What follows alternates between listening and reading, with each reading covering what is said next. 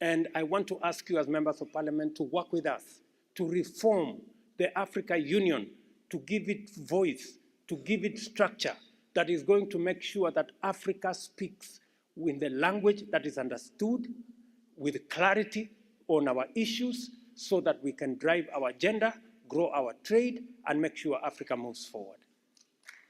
I think we have a 0.2% tax that is supposed to be levied in our countries. We want to ask every country to live up to that commitment so that we can support the Africa Union. Otherwise, if we allow the Africa Union to be supported by others, we run the risk of Africa Union being controlled by those who pay for it. It is time for Africa to champion a new vision to transform climate action into green, climate-positive growth. No nation should have to contend with crises as frequent, severe, and large-scale as climate crises currently besieging Africa on their own. And no country should ever have to choose between climate action and national development on account of limited resources. The fundamental problem with these pledges and promises is that despite the best of our intentions and our utmost endeavors, none of them has materialized. This brings us to the question that inevitably follows. What then? What do we do? African countries are spending more on debt service than any other expenditure, including public services, including health, including education, including provision of water. We have reached the point where debt and well-being are mutually exclusive. And this is a matter of fundamental justice. These economic and financial challenges associated with climate change keep pushing African governments into greater macroeconomic instability and closer to debt distress. Low and middle income countries are now contending with a conditional fiscal burden of trying to recover from increasingly frequent and high-cost climate crises. We also need to facilitate trade by making it possible for business people to be able to transact their goods, their services, without the unnecessary complications in changing currencies. That is why we want the Pan-African payment system that is going to assist African business people to be able to trade and move goods and services better. Climate change is not an exclusively African problem, but an existential threat to humanity. Unfortunately, it is being addressed in terms of the usual geopolitical divide between the global north and the global south, developed countries versus developing countries, or rich countries against poor countries, just because the net polluters are from one side, while the net victims are on the other.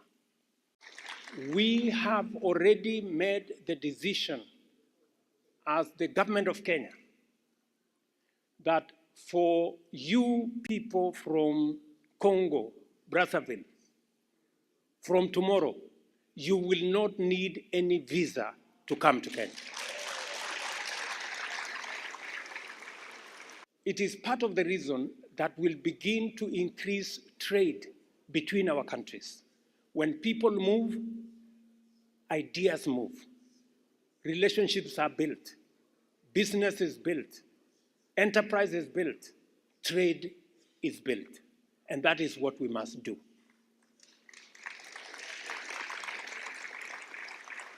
You are policymakers. I really want to persuade you. We now have the Africa Continental Free Trade Area that is going to facilitate trade between all our countries. Among the conversations we are going to have with President Sassou is how to connect the Indian Ocean and the Atlantic by road. From Mombasa to Kampala, the road is already built. From Kampala to Beni, the road is being built. We want to build it now from Beni to Kisangani, and then from Kisangani, we want to bring it all the way to Pont Noir here, by road, by water, and by rail.